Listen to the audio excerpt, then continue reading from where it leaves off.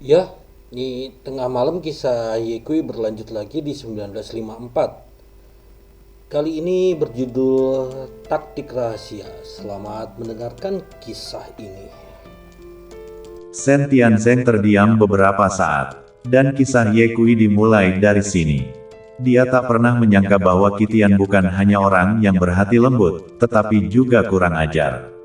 Qitian, terima kasih telah menjadi murid Bapak Surgawi. Anda telah mengecewakan aku terlalu banyak, lebih baik mengirim Anda dalam perjalanan. Shen Tianming mengangkat pedang panjangnya dan bersiap untuk menghabisi Qitian. Tunggu sebentar, Qitian berucap dengan mendesak. Apa yang kamu inginkan lagi? Shen Tianming mengerutkan kening. Qitian berucap, Shen Tianming, jangan bicara tentang sisi gelap. Aku telah kehilangan kekuatan tempur aku sekarang. Aku bukan lawan Anda. Shen Tianming tidak menunggu Qitian menyelesaikan kata-katanya sebelum berucap, kamu belum kehilangan kemampuan bertarungmu. Kamu juga bukan lawanku. Buset, jangan lakukan pukulan seperti itu pada orang lain. Pria itu sangat senang sampai-sampai dia hampir muntah darah dan berucap setelah itu, aku tak ingin mati, jika Anda membiarkan aku pergi, aku akan menjanjikan apapun. Apakah kamu serius? Shen Tianzeng agak tak yakin.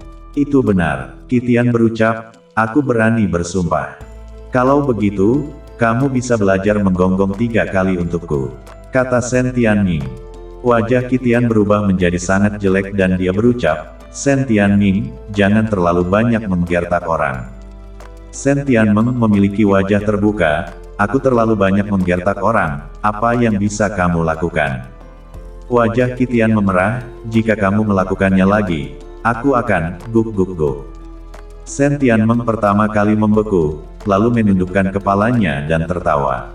Haha, tak pernah dalam mimpinya Shen Tianming menyangka bahwa suatu hari, putra dewa nomor 1 dari Sekte Yin yang akan belajar menggonggong seperti anjing di depannya. Itu terlalu tidak terkendali. Kutu kupret, alis panjang mentransmisikan suara untuk memarahi, jika penguasa surgawi Wuji melihat Qitian bertingkah seperti ini, dia mungkin akan memotong-motong Qitian menjadi beberapa bagian. Aku benar-benar tidak menyangka bahwa jenius dari klan Yin yang jarang terlihat dalam 1000 tahun, benar-benar akan belajar menggonggong seperti anjing hanya untuk tetap hidup. Itu terlalu memalukan. Dengan melakukan ini, Qitian tak hanya mempermalukan dirinya sendiri, tetapi dia juga mempermalukan Wuji Tianzong dan klan Yin Yang. Ye Qiyu menggelengkan kepalanya dan berucap, alis panjang, kamu salah. Alis panjang tertegun, di mana kesalahanku sebagai Taois yang malang ini? Kamu meremehkan Qitian. Ye Qiyu berucap, jika Qitian benar-benar orang yang berhati lembut, maka dia tak akan melawan Shen Tianming sejak awal, apalagi berduel dengannya sampai mati. Jika dia serakah akan hidup dan mati, maka tak mungkin baginya untuk diterima sebagai murid pribadi oleh Bapak Surgawi dan dimahkotai sebagai putra dewa pertama dari klan Yin Yang. Orang ini, Qitian, tak hanya memiliki tingkat kultivasi yang tinggi, tetapi juga hati yang dalam. Aku kira, dia pasti memiliki maksud tersembunyi untuk melakukan ini. Alis panjang berucap dengan heran, bocah ingusan Ye Kui, kamu tidak berpikir bahwa pada saat ini, Qitian masih bisa melawan, bukan? Lihat dia, tubuhnya penuh luka, wajahnya pucat dan nafasnya lemah. Belum lagi serangan balik jadi, dia bahkan tak bisa melarikan diri untuk hidupnya. Dia sudah mati. Ye Qiyu lalu berucap, kebanyakan orang jenius berpikiran tinggi dan sombong, Qitian rela dipermalukan oleh Shen Tianming, dia pasti punya agenda. Orang hebat bisa membungkuk dan meregang. Qitian benar-benar berbakat. Alis panjang itu mendesis, berbakat, aku pikir dia hanya pengecut. Ye Qiyu tidak repot-repot memperhatikan Long Mei Zhen, dia bertanya-tanya dalam benaknya, apa yang sedang direncanakan Qitian. Keanehan terjadi, sebuah cahaya melintas melewati kepala Ye Qiyu dan matanya tertuju pada bagian atas kepala naga. Apa yang direncanakan Qitian adalah mutiara darah. Tak hanya mutiara darah itu mengandung warisan Raja Naga, itu juga merupakan darah esensi Raja Naga. Setelah ditelan, kekuatan fisik Qitian bisa langsung pulih. Aku hanya tak tahu, apakah Shen Tianming memiliki pertahanan untuk melawannya. Ye Qiu memandang Shen Tianming dan menemukan bahwa niat menghabisi di tubuh Shen Tianming telah mereda beberapa poin. Tak bagus, orang ini dilumpuhkan oleh Qitian. Ye Qiu diam-diam berteriak cemas. Shen Tianming berucap, "Qitian, suaramu barusan terlalu rendah, berteriak 3 kali lagi, lebih keras." Qitian berucap, "Guk guk guk." Haha, Shen Tianming tertawa terbahak-bahak. Saat itu, aku melihat Qitian melompat dengan ganas, seperti sambaran petir, dan bergegas ke atas kepala naga, memegang manik-manik darah di tangannya. Saat telapak tangan Qitian mencengkeram manik-manik darah, cahaya pedang mendarat di pergelangan tangannya. Tangan kanannya terpotong rata dengan pergelangan tangannya. Ah! Qitian menjerit sedih, dan manik-manik darah itu terbang keluar dalam prosesnya, mendarat, secara kebetulan, tepat di depan gua.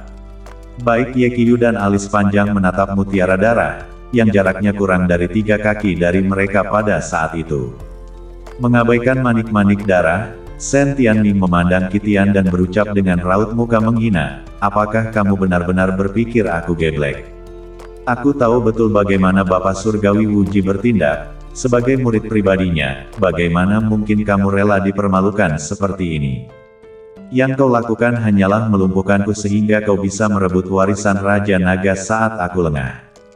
Akum sekali kau meremehkanku. Aku ditakdirkan oleh langit, warisan Raja Naga harus menjadi milikku." Saat Shen Tianzeng selesai berbicara, dia muncul di depan Qitian dan mencengkeram tenggorokannya.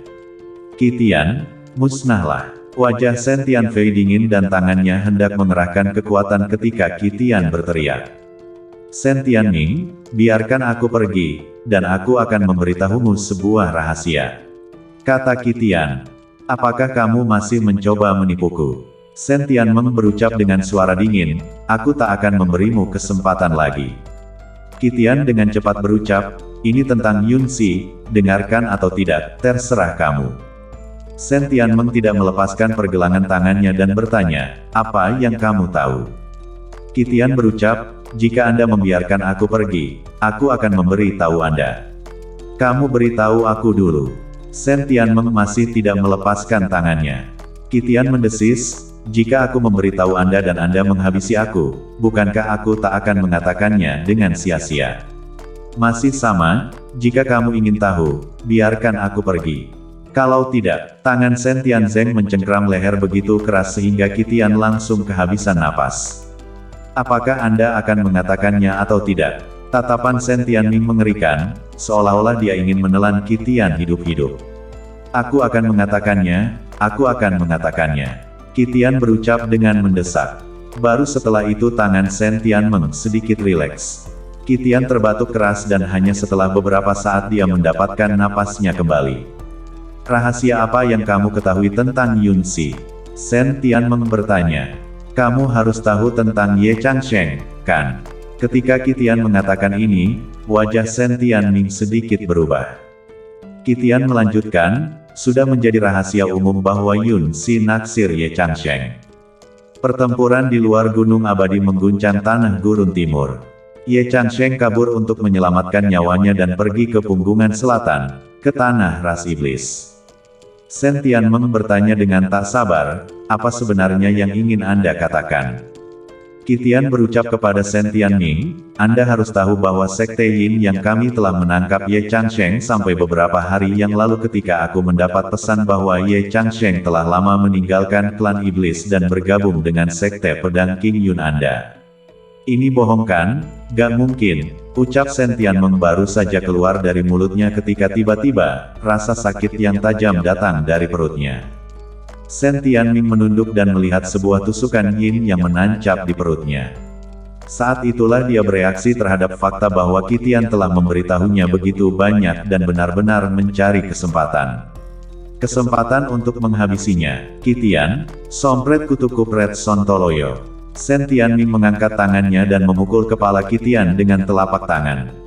Sebelum telapak tangan itu jatuh, Shen Tianming tiba-tiba memuntahkan darah dari mulutnya. Bersambung.